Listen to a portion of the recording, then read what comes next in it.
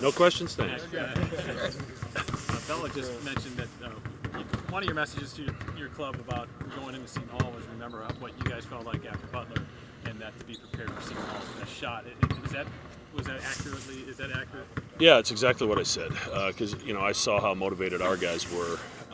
When you lose on your home court, I think it provides some extra motivation. And obviously, it was a crazy game in Newark. Both teams had chances to win. And on top of what it means, we're fighting for seeding in the Big East tournament and NCAA seeding and everything that goes with that. But they lost a crazy game at their place. So I'm pretty sure we're going to get their A game. What does their A game entail? What do they? I mean, they're so physical. I think one of the most physical teams that we play.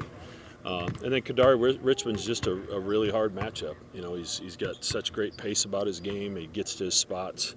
We're one of the best at defending the rim. They're one of the best at scoring at the rim. So something's got to give. And I think Dawes is playing at a really high level. I think Dre Davis has to be in a handful of guys of most improved player at the Big East this season.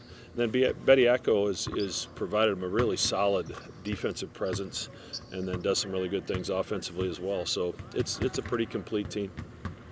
Like you were pretty complimentary of them when you got asked about Seton Hall in New York. What have you seen from what you've seen from them? Well, just the improvement. If you go back, the first time we played them, you're back to watching some non-conference games against some high major opponents.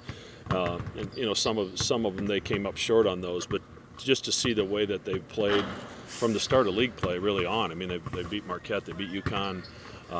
They've had some great road wins. The improvement of this team throughout the season has been really impressive. Coach Kalkbrenner was up here, and we were talking about how when it comes to your coaching, he just loves how you care about them more than just players, and you care about their life away from the basketball court. How much pride have you taken about that in your career? Yeah, I mean, I take great pride. I've got good relationships with virtually everybody I've ever coached, and it's fun when guys come back. To have Marcus Foster and Ryan Hawkins back here last week. It's great that they want to come back, but all the way back to the guys I coached at North Dakota when I was an assistant coach. I'm going to coach one of their kids here that's going to join us next year in Jackson McAndrews. So we've maintained really good relationships. It's why I got into this business, and if that part of it goes away, that's why I'll get out of this business at some point. But it also comes, I know you can't and probably don't want to talk about any contract extension right now, but when it comes to your relationship with Marcus, how much has that grown from, his first year here till now? Yeah, I mean, he's been here 2.5 years. Obviously, he's done some really good things for our department, and I expect that to continue. How much have you loved being in Omaha, and how much has that relationship grown? Well, I've been here 14 years, so obviously I like it. Otherwise, I wouldn't be here anymore. But it's been a great place. It's it's the place we'll always call home. Long past retirement, and I think I think it's really obviously important to Doug because of the experience he had here. And Sydney did most of her growing up in Omaha, so it's home for us, and will always be that way. You've got to compartmentalize. You're very good at that. How do you avoid that being a distraction? It hasn't been a distraction, not a bit.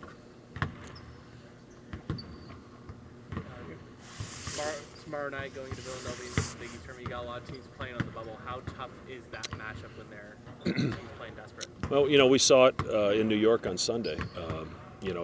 A team that certainly has enough talent, and you're just going to get their best shot. And we got it against St. John's, and unfortunately, looking back at the game, I probably liked the way we defended some of their stuff, maybe better than I thought during the game. They made some tough ones. We had some decent looks.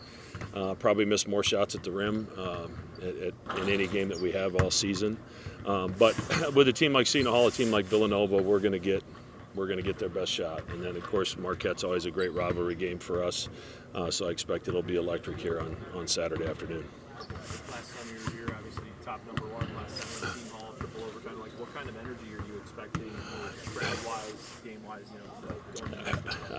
The crowds have been great all season long, and the students in particular have really shown out and created an environment that I think allows maybe some older people to act like they're young again, and just let your hair down. Let's have fun at this game. Let's not just be a spectator, let's be a participant. And the UConn game was as good as I can remember from start to finish.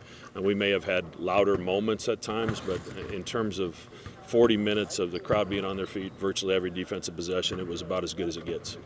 Do you have any strong feelings either way when it comes to court storming? I mean, I think if it's done right, it can be done. And, obviously the last thing anybody wants to have happen is one of the players get hurt.